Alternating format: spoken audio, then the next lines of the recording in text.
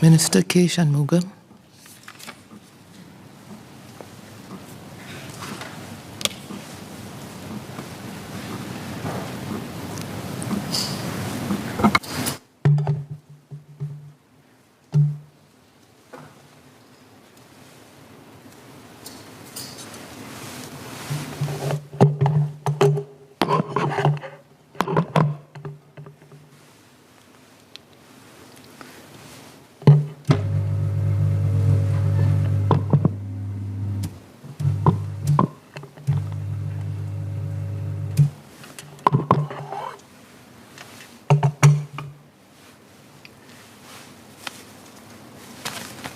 Thank you, Madam Deputy Speaker, Chairman.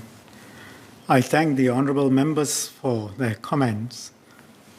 I will first address Mr. Derek Goh's question about the recent Court of Appeal judgment on the constitutional challenge to Section 377A of the Penal Code. AGC is looking at the judgment carefully. The government has explained its stand. Prime Minister Lee said in Parliament in 2007, when the Penal Code was amended but Section 377A was left unchanged, that we want to be, and I quote, a stable society with traditional heterosexual family values, but with space for homosexuals to live their lives and to contribute to society. He added, and I quote, among them are some of our friends, our relatives, our colleagues, our brothers and sisters, or some of our children, our kith and kin. This remains our stand today. These are deeply divisive issues, and that is why we take a live and let live approach. We seek to be an inclusive society where mutual respect and tolerance for different views and practices are paramount. Government has thus taken the approach that while Section 377A remains on the books, there will be no proactive enforcement, and AGC takes a similar approach. We expressly included in the MRHA, Maintenance of Religious Harmony Act, that any attack on LGBT plus groups or on persons because they are LGBT plus will be an offense and will not be tolerated. LGBT plus individuals are entitled to live peacefully without being attacked or threatened. Likewise, any attack on any other group based on their religion or religious beliefs, even if those beliefs run counter to values held by LGBT plus groups, will not be acceptable. So our emphasis on gradual evolution and on traditional families remain constant. However, since this issue was last discussed in Parliament in 2007, social attitudes towards homosexuality have gradually shifted. One of the things that upsets the LGBT plus community is that many feel that their experience of being hurt or rejected by their families, friends, schools, and companies is not recognized, indeed often denied. At the same time, a large majority want to preserve the overall tone of our society, in particular the traditional view of marriage as being between a man and a woman, and that children should be raised within such a family structure.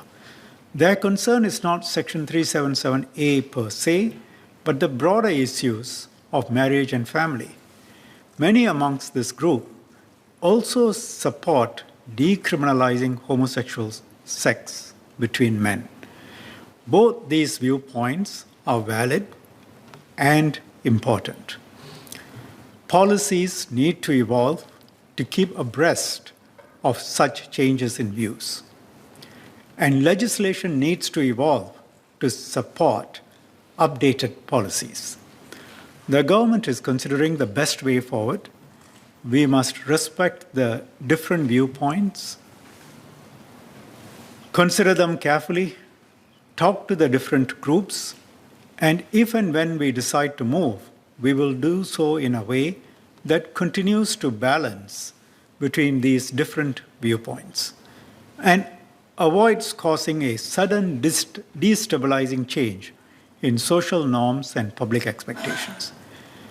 If you look at successive court judgments over the years, the courts have consistently taken the position that these are highly contentious social issues and within the province of Parliament. The heterosexual stable family remains a stable norm, and the current legal position reflects our society's norms, values, and attitudes. That's what the courts have said. In this latest judgment, the court noted the compromise which Singapore has struck in respect of Section 377A is unique. Our approach strikes a balance between preserving the legislative status quo whilst accommodating the concerns of those directly affected by the legislation. The court recognized that the government did this in order to avoid driving a deeper wedge within our society. It also noted that Singapore's approach seeks to keep what to do with Section 377A within the democratic space. Socially charged issues such as Section 377A call for continued discussion and open-ended resolution within the political domain where we can forge consensus rather than in win-lose outcomes in court. In this way, we can accommodate divergent interests, avoid polarization, facilitate incremental change. Furthermore, the court highlighted the importance of creating space for peaceful coexistence amongst the various groups, especially since the balance between the various interests around Section 377A has grown more delicate. These opinions align with the approach that the government has taken in dealing with Section 377A and that it intends to take as it considers the changes in our social landscape since 2007. I'll now move on to the rest of my COS speech. I'll focus on two issues: the death penalty and our approach to rehabilitation. My colleagues from MHA will talk about MHA's plans, new capabilities, use of technology, tackling drug abuse, and the fight against scams. Mr. Speaker, sir, with Madam Deputy Speaker, Madam Chairman, with your permission, may I distribute the annexes to the members of the House? Members also can access these material through the SGPAL MP mobile app. Go ahead.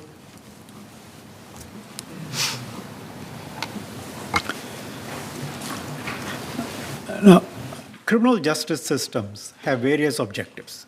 I've spoken before about this. I will mention four today: to deter crimes, second, to provide proportionate punishment for offenders, three, to protect public safety, and four, to rehabilitate ex-offenders.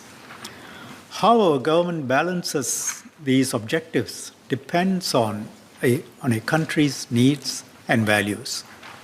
In that context, I want to talk about death penalty, which I'll call DP for short. Annex A sets out the list of offenses for which the DP can be imposed. Mr. Murali Pillai asked if the death penalty remains relevant. I'll answer by making the following points. First, does the DP have deterrent effect? Second, what is its effect on the behavior of drug traffickers? Third, Singaporeans' attitude towards the DP. Fourth, specifically, what are the wider harms imposed on society by drug traffickers? And fifth, the outcomes in Singapore as a result of the approach we have taken. First, the deterrent effect of DP. In our view, it has had a clear, strong impact, deterrent impact, based on past behavior as well as current trends. With your permission, Madam Deputy Speaker, may I display slides on the screen, please? Please go ahead. Let me deal with the past first. In 1961, DP for kidnapping was introduced. 3 years before, the average was 29 cases per year. 3 years after, the average became 1 case per year. It has remained very low since. Slide 2, please. Firearms robbery. It was on the rise in the 1970s. In 1973, 174 cases. Government introduced DP in November 1973. Number of firearms offenses immediately fell by 39% in 1974 to 106 cases and continued to decline in subsequent years, ever lower. Firearms offenses remain very rare today in Singapore. So that's the historical perspective, and the charts speak for themselves. Now let me talk about the current situation. I could go on a little bit about it, but let me just deal with a few short points. It appears to us, and specifically to drugs, by reference to drugs, that our position on drugs, including imposing the DP, is well known in some of our neighboring regions. And that has contributed to a strong deterrent effect.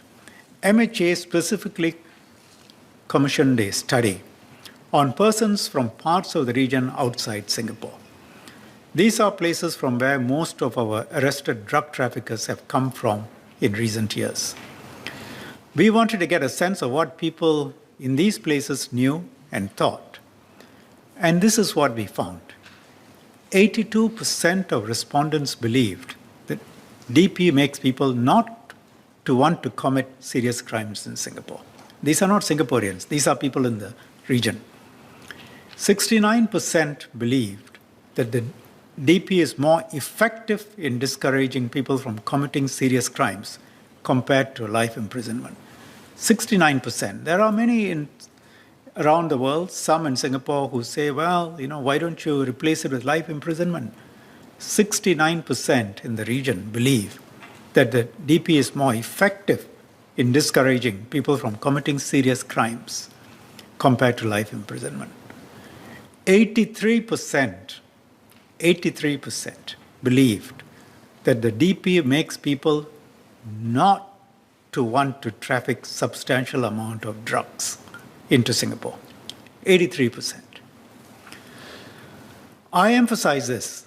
These are the places from which many of our traffickers come from. You remove the death penalty, that number 83% will surely be reduced because there is money to be made. Just go back to the second question. 69% believed that DP is more effective than life imprisonment. It's a fair assumption to say that more people will traffic drugs into Singapore, more drugs will enter into Singapore, there will be more drug abusers in Singapore, and more Singaporean families and individuals will be harmed if we remove the death penalty, in particular the mandatory death penalty. It's a stark choice for Singaporeans. So those who campaign against the death penalty ought to answer these questions. These are debates we can have in society, but they ought to answer these questions and deal with them and face up to them squarely and then debate on that basis. Public policy requires making choices. My view is that Singaporean lives and livelihoods, a large number of that will be at risk. That is why we have taken a tough line on this. Second, the introduction of the DP has also changed the behavior of drug traffickers. In 1990, government introduced a mandatory death penalty for trafficking for more than 1.2 kilograms of opium.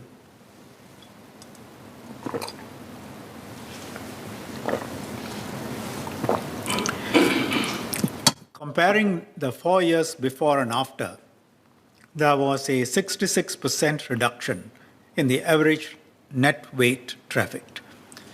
In a 2018 study conducted by MHA, we found a very high level of awareness of the death penalty amongst convicted drug traffickers.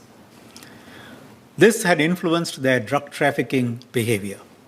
And it is consistent with the survey I spoke about earlier in the region. One of the traffickers in this study said the following. He knew very clearly that if he were caught for trafficking a small amount, he would just go to jail for trafficking. But if he were caught with a larger amount, he would be at risk of the death penalty. And so he trafficked below the threshold amount. Mr. Murali Pillai also asked if Singaporeans continue to support the use of the death penalty.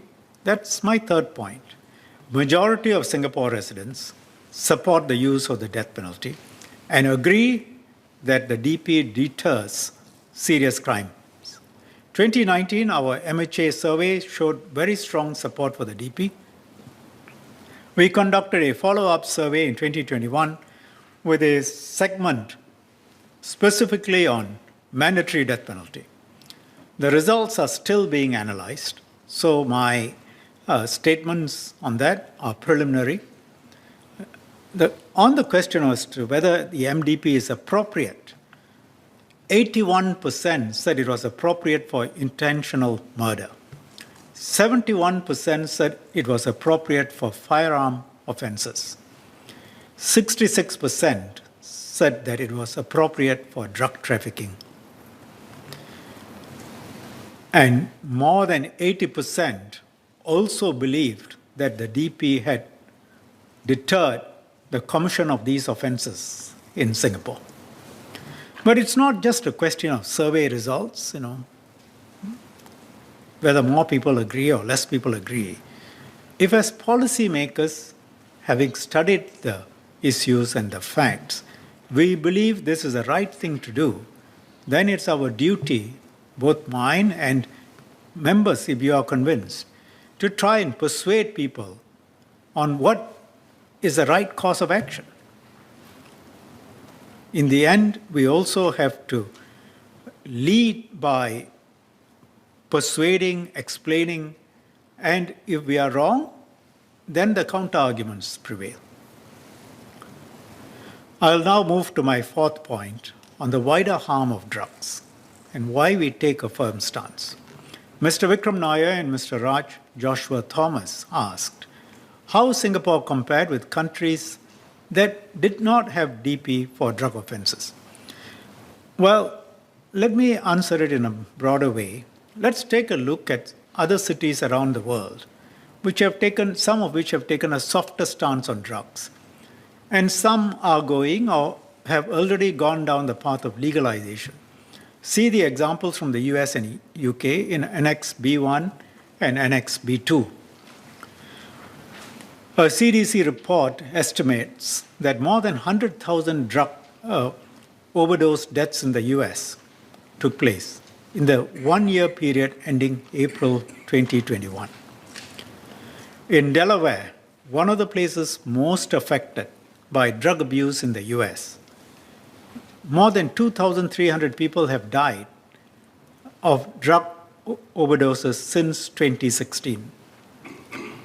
That's about the number of people who have also died of COVID-19 in Delaware since the beginning of the pandemic until end of 2021.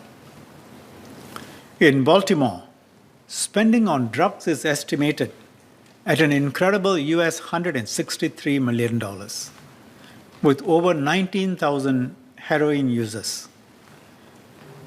That's just heroin. People are caught in brutal, vicious cycles. Criminal records and poor job prospects push them into the drug trade. And violence is part and parcel of their lives. Either they use violence or it is used on them. And the impact of drugs on innocent children, babies, is rarely ever discussed. With your permission, Madam Deputy Speaker, may I display a video on the screen? I think it's useful for members to watch this video. Please go ahead.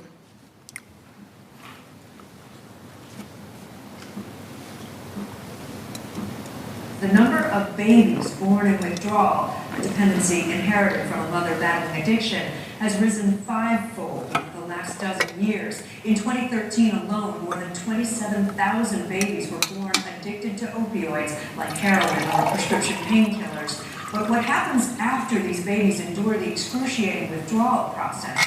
A warning, some of the video we're about to show you is disturbing. A story from our senior legal and investigative correspondent, Cynthia McFadden. They are the most innocent victims of our country's opiate epidemic.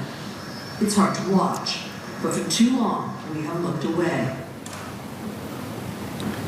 And in many countries, including in Singapore, there is a small group who will bring out sub-stories on the drug traffickers and their parents and how they should not face the penalties that the law provides. The parents will be put on display crying. What about these babies? What about the innocent children? Who speaks for them? Huge numbers of babies born in withdrawal and addiction, and these drug traffickers profit from destroying these children and their families. Where should our sympathies be placed? Based on the 2017 data, nearly 80 newborns are diagnosed with neonatal abstinence syndrome every day. This is a snapshot, what you saw, of what it looks like. We have largely not had this in Singapore. It's news to us. So those who ask us to abolish the death penalty should answer these questions. Madam, may I seek your permission to play a second video now? Yes, This go is a ahead. situation in San Francisco. The number of babies. This is the Tenderloin, and what they live here is what residents call the tender life. Well, it's not very tender.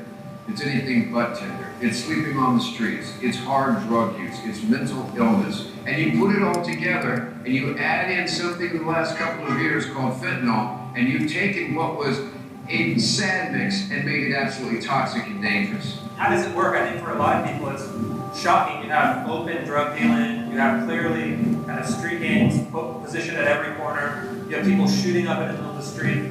How can this happen in a major American city? It's an unintended consequence of a lot of things. First of all, we decriminalized the drugs. We made it so that possession of them was no longer a felony. So we thought that that was going to take people easier off the streets. Instead, what it opened up the floodgates for open use. Mental illness. We don't have places to put the mentally ill. And even if we did, there's a political debate about whether you're going to be violating their civil rights if you do put them in an institution. You put all that together, and this is what gets built. It wasn't intended, it wasn't sold to the voters this way, but that's what happened. If it gets to that situation, it'll be too late. There are some who will say, we are not talking about decriminalization in Singapore. They will say our laws are already adequate. We are talking only about removing the death penalty or mandatory death penalty. Keep all the other tough laws. My response is this. First of all, I gave you the survey results. Removing the DP and what impact it will have psychologically.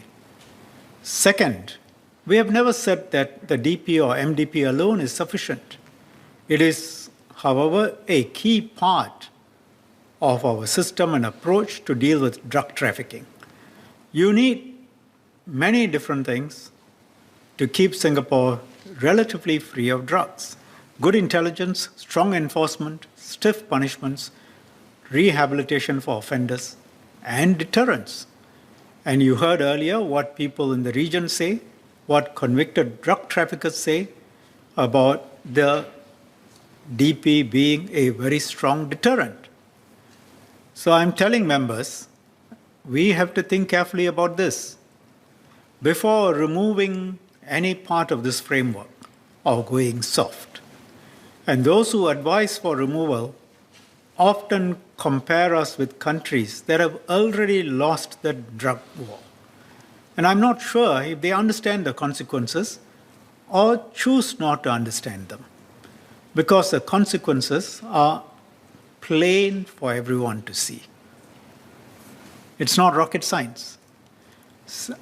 Madam Deputy Speaker, with your permission, can I have another video played on the situation in San Francisco from a former abuser? Yes. This is the Tenderloin. In your experience, living on the streets, being on the streets, working with people on the streets, the folks who are unsheltered, homeless in San Francisco, what percentage do you think have a serious drug addiction?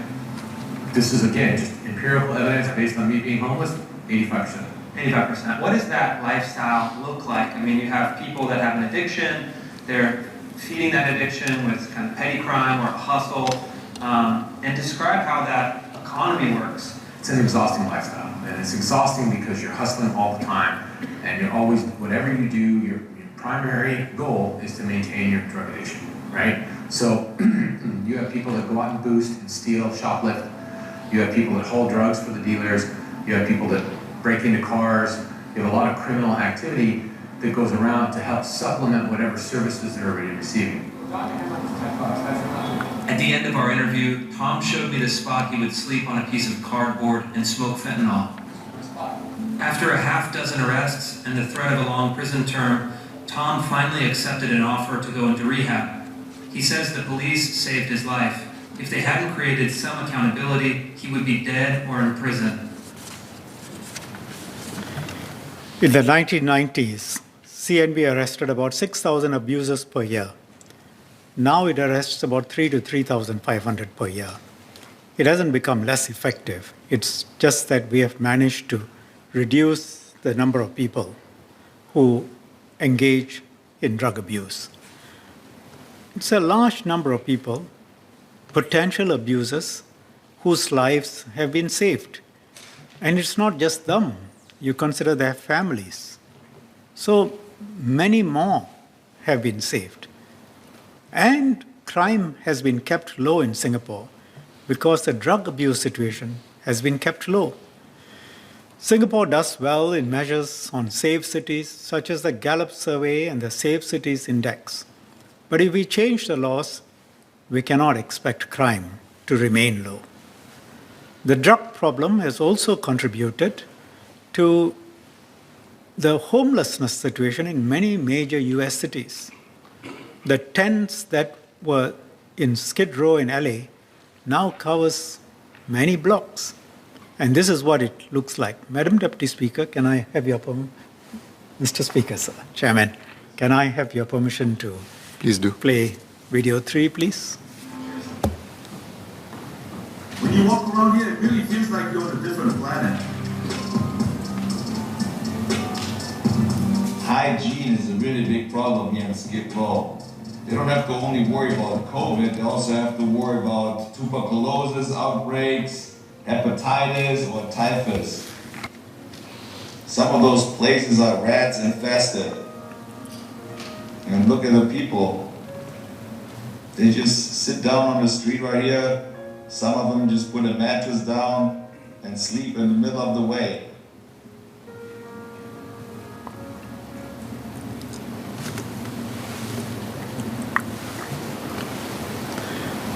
I'm not seeking to draw a direct comparison. There are many other reasons for homelessness in these places. But just note the homeless also have addiction and drug abuse problems, and some of that will spill over when people can't live with others because of drug abuse problem. They will spill out onto the streets and crime will go up. And if you look at UK, we see similar problems. In Sheffield, for example, the drug problem has led to an increase in violent and armed crime. Innocent children get killed. Number of people dying of drug-related deaths in Sheffield has tripled between 2010 and 2020. Now let me turn to outcomes in Singapore. Mr. Murali Pillai asked whether there was a worsening of the drug situation. My answer is the number of drug abusers in Singapore remains low, though there are some worrying trends. The number of new drug abusers is higher than we would like it to be. I had earlier shared how the number of abusers arrested in Singapore has, over the years, gone down, and how that is also linked to low crime. Drugs are not the sole cause of murders, violence, or crime. And when we look at the overseas examples, a variety of other factors shape safety in cities, including the availability of guns, how effective the criminal justice system and the police are, and many other factors. But in my view, drug abuse and the prevalence of drug gangs is an important contributing factor, and it links up to quite a lot of other factors. So by being tough on drug offenses, we minimize the harm of drugs in our society. If we removed the DP, I have no doubt more drug syndicates and traffickers will bring larger amounts of drugs into Singapore, and Singaporeans and their families will suffer. We prefer not to have to impose a death penalty on anyone, but we have to continue to do what is best for us as a matter of policy. Mr. Murali also asked whether we would consider allowing issuance of certificates of substantive assistance, or CSA, to offenders when the case is before the Court of Appeal instead of before their trial. The purpose of the CSA is to encourage offenders to come clean and to provide assistance before trial. Provide assistance to CNB in breaking down criminal gangs, drug gangs. The purpose will be undermined if we allow offenders to fight a case, put up a defense based on other legal arguments, and then offer the information later and ask for CSA. So we do not intend to make that move. So that's what I have to say on the DP. Given the time available, I have not said everything I would have liked to have said. Let me now move on to the second part of my speech, which is rehabilitation. There is a tendency to think of the Singapore system as being tough. I don't blame members, because I've just spent, I think, the last 20 minutes or so explaining why we need to be tough on drug offenders. But it's not, to describe it simply as tough is not a complete and accurate descriptor. We have to be tough on drugs, but the complete picture, even on drugs, is not about just being tough. We are tough on those that we need to be tough on. That's the drug traffickers. But, for example, drug abusers, we try to not even treat them as criminals. We instead treat their drug dependency through a variety of means. And without a criminal record, if the situation is that they're only drug abusers and haven't committed any other crime. And our criminal justice system has evolved quite substantially to help those who have gotten onto the wrong side. And one key aspect of that is rehab. So let me talk about the different aspects of it. As part of rehab, we have moved to alternate types of sentencing. And Annex C lists some of the types of orders which our courts can make for minor offenses. The courts can consider these in appropriate cases instead of traditional sentences such as imprisonment or fine. And they are the mandatory treatment order, MTO, day reporting order, community work order, community service order, short detention order. Now, a second aspect is rehab within prison. Mr. Murali Pillai and Mr.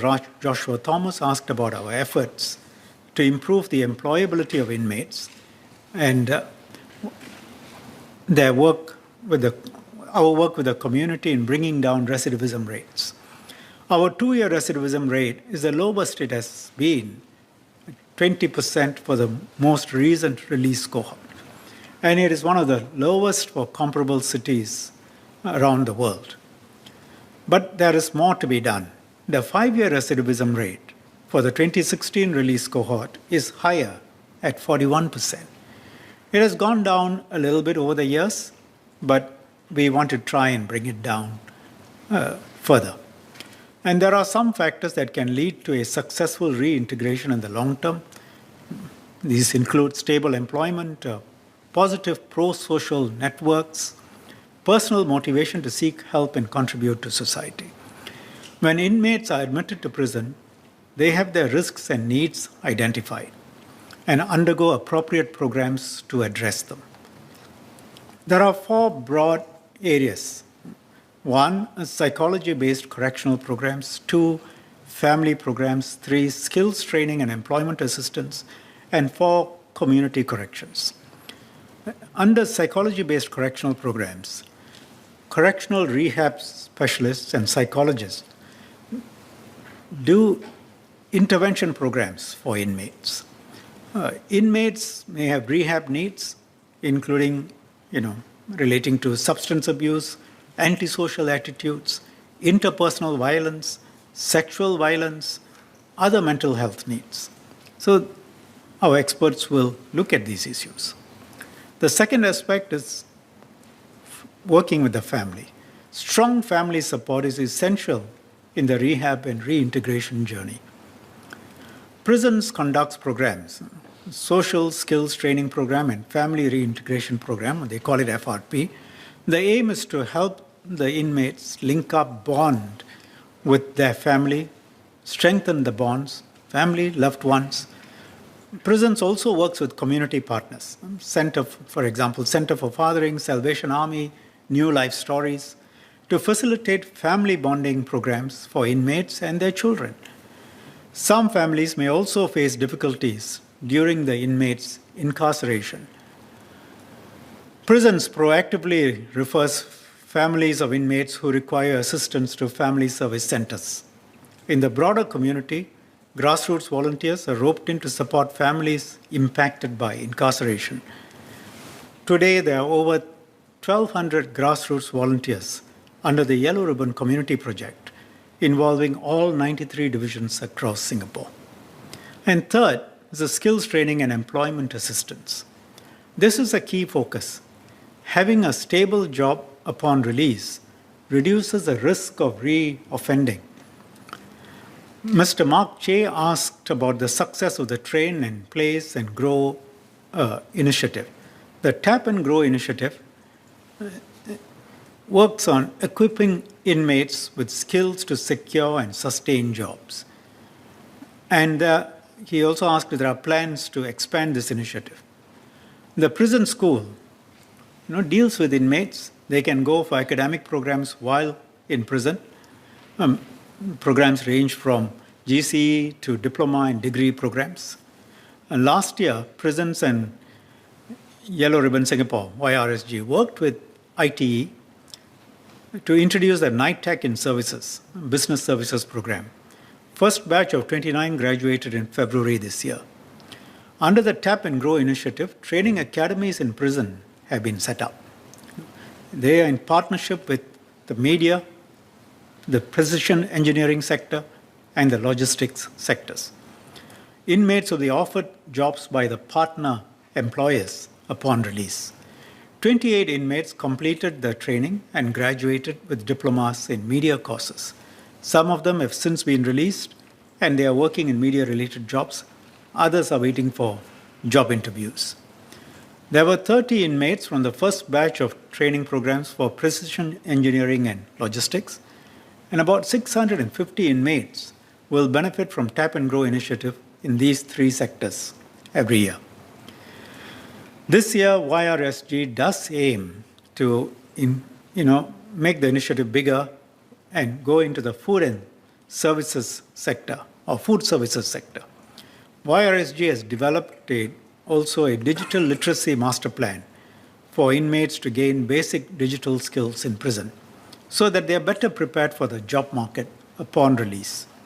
An estimated 750 inmates will be trained in basic digital skills each year. YRSG has also partnered IMDA to roll out digital skills training for older residents at the Selarang Halfway House. And this training helps with digital services, including government services and financial services. A fourth aspect I want to mention, community corrections. Research has shown that there are better rehab outcomes when rehab in prison is complemented by community-based programs. and prisons has been expanding community corrections. As at end of 2021, there were about 3,400 supervisees undergoing rehab in the community, double the number from 5 years ago. Results from the community corrections continue to be encouraging. In 2021, close to 90% of the inmates who were placed on community-based programs completed them successfully. Inmates who have completed these programs have a lower risk of reoffending. Prisons is also developing a digitalized learning and support package for inmates. And the aim is to better prepare inmates for their emplacement in the community. The efforts I've described will not be effective if the community is not willing to give offenders a second chance. YRSG helps with our reintegration efforts, and my colleague, Professor Faisal, will speak about this later. Mr. Leon Pereira, I think, reprised a part of the FICA debate. At that time, I pointed out to him that in Singapore, we take investigations very seriously. And I explained how the system works, and the Prime Minister can be the subject of independent investigations. He didn't respond then, but he's come back to it today.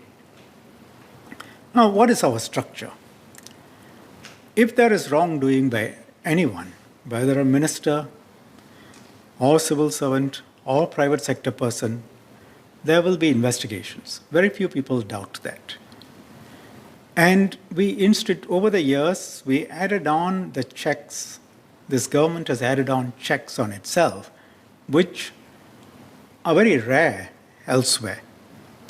We institutionalized it such that the CPIB can go straight to the Prime Minister, but where the Prime Minister himself is the possible subject of investigations, or if the Prime Minister doesn't want to do something, the CPIB can go to the President. Not many countries have done this, as I said, and I'll come back to this point. And therefore, if there is any wrongdoing or suspected wrongdoing known to anyone, including a suspicion of foreign interference or influence, can let CPIB know. CPIB has the resources to carry out the investigations, and it has the ability to tap on to other agencies for the appropriate additional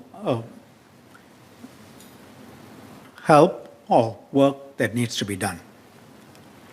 And FICA put in place a framework where interactions will cross the line and you become the subject of foreign influence.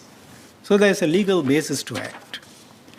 Mr. Pereira's suggestion, if I understood him correctly, is that why not we set up a separate ombudsman with the resources to carry out all these investigations? Because he had a question about whether the CPIB was adequately resourced, trained, does it have the ability to handle these matters? So my inference from that way of phrasing the question is, therefore, the agency, whichever agency is set up, must replicate, I suppose, many parts of our law enforcement agencies, including our intel agencies, so that they can do this on a standalone basis. But if that is a suggestion, if I had understood him correctly, I would suggest it doesn't make much sense. Because, how do you replicate, at what cost, an entire investigative mechanism outside the government? And let me make 3 points. If you only have the ombudsman without this apparatus that I described, then he or she will go to the law enforcement agencies.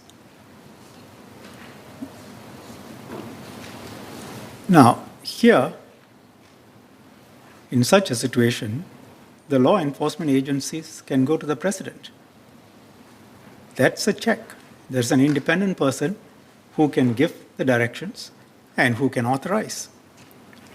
Second, Mr. Pereira referred to New Zealand, and I have often found that, we make these references.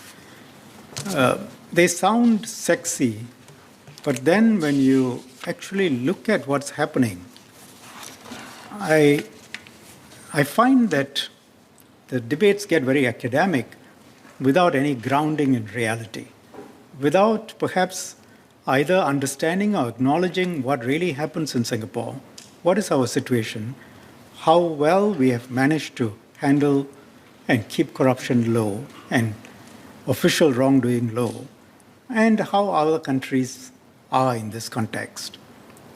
Let me just read something from the Guardian, which is, I think, in January 2020 about New Zealand and foreign influence. New Zealand's international reputation for political integrity has taken a battering recently. The country's Minister for Justice, Andrew Little, admitted last month, like many democracies around the world, ours is vulnerable to those abroad who would seek to interfere in our democratic processes and influence the outcome. I'm not going to read the whole article. I'll make it available to members. I'll give the reference in a while. A Financial Times article this month said that New Zealand was, quote, on the edge of viability as a member, close quotes, of its allied relationships because of its, quote, supine attitude towards China and, quote, compromised political system, close quotes. New Zealand's National Party MP Todd McClay was featured in a report by Freedom House as an example of how, they say which foreign government, forges relationships with foreign politicians who promote a certain view in local media. McClay is infamous for receiving New Zealand dollars 150,000 from a China-based businessman Lang Lin. New Zealand allows donations via New Zealand-registered companies, even if they are foreign-owned. The country's new legislation on electoral funding did not include changes to this massive loophole. In 2016, New Zealand was described as, quote, at the heart, close quotes, of global money laundering. The ease for foreigners to set up a company in the country is one of the reasons why money launderers have been attracted to do business there. You would think New Zealand's other political parties would be making hay with all this material, but they have been mute. Now, I would ask members to perhaps do their research before they cite various countries and their institutions as models. Second, here we have an elected government which has to govern, and I'll come back to this point and explain it a bit later. Third, let me ask, you set up an ombudsman, with or without the full suite of resources and without any oversight from government. Who then deals with misconduct by the ombudsman or the officers within that office? Mr. Pereira said during the FICA debate, quis custodiet ipsos custodes, if I recall correctly. For some reason, I think that phrase seems to have lost favor now. Who guards the guards? Now take a hypothetical situation. Say you have an organization where the top leaders engage in wrongdoing, or for example, say they set up a disciplinary committee to cover up what they did rather than actually investigate. I think you can ask, quis custodiet ipsos custodes? And if Mr. Pereira, I suppose if he was part of any such organization, would be the first one to make such a point. But for the government, with the systems in place and the variety of people who can lodge complaints and investigate, AGO, Attorney General, You have CPIB, the police, civil servants are obliged, if they think their minister is doing wrong, to take it up to higher authority. And if they believe that the higher authority is not acting properly, they can take it up all the way. And they, civil servants, are protected through the structure of Public Service Commission, which in turn is protected through the fact that appointment cannot be interfered with willy-nilly by the government. So if you take the senior appointments, including the chief of CPIB, Chief Justice, Attorney General, all these, there are carefully constructed structures on these appointments. And so I would say look at all that first and look at the ground situation before we start talking about replicating more and more institutions outside. In contrast, look at countries with a longer runway in democracy. Australia, I stand corrected, but in the short time I had since Mr. Pereira spoke, the example I found is Independent Commission Against Corruption, ICAC, a state-level agency that reports to the Premier, in this case, the case that was highlighted to me, Prime Minister of New South Wales. If you look at what's the situation in the UK, I'm reading from something that's Institute for Government and Ministerial Code. What does the code say?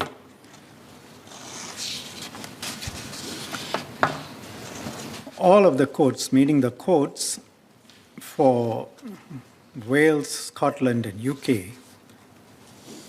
give the final authority for decisions about action to be taken to the Prime Minister or First Minister, or in Northern Ireland, the relevant nominating officer for a particular minister's party. So it's a Prime Minister. Now, they do, since 2006, UK government ministerial code breaches have been investigated through an independent advisor on ministerial interests or by the Cabinet Secretary, but there is no requirement to follow any particular process. That's the UK situation. And I think the member will be well aware of the situation in the UK more recently and for some period in the recent past.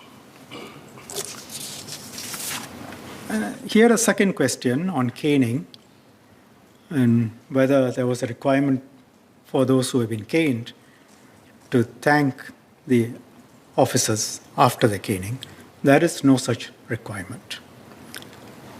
And he suggested there should be, no surprises, an outside commission to decide on institutional caning. And over the years, I've listened to the speeches, Mr. Pereira in particular. There seems to be a typical solution that is suggested for many different aspects of government: set up an independent mechanism outside. I mean, reading from his speech in November 2020, 4th of November, an ombudsman would function as an independent office to investigate complaints about administrative decisions or actions of a public agency, including delay, rudeness, negligence, arbitrariness, inconsistency, oppressive behavior, unlawfulness.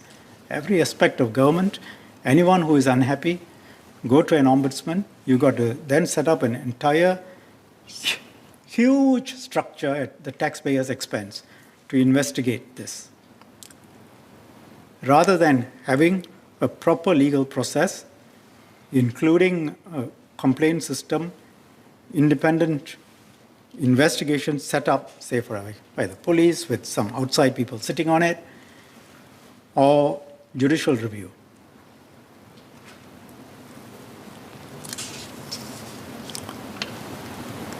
And in FICA, there was a suggestion of ombudsman, prisons, another agency. I mean, essentially, we can subcontract many aspects of government if we go down this route.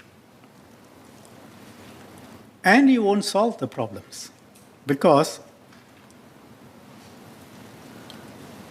who guards the guards. So I would suggest we start with what is working well, what is not working, and for what is not working, how do we better do things? I think these are things on which there can be positive contributions, and my ministry will always be open to positive contributions, regardless of who it comes from, whether people in this chamber, whether from the government or opposition, or members of public. If the suggestion is good and valid, we will study it, and if it's possible to be implemented, we will implement it. Thank you, sir.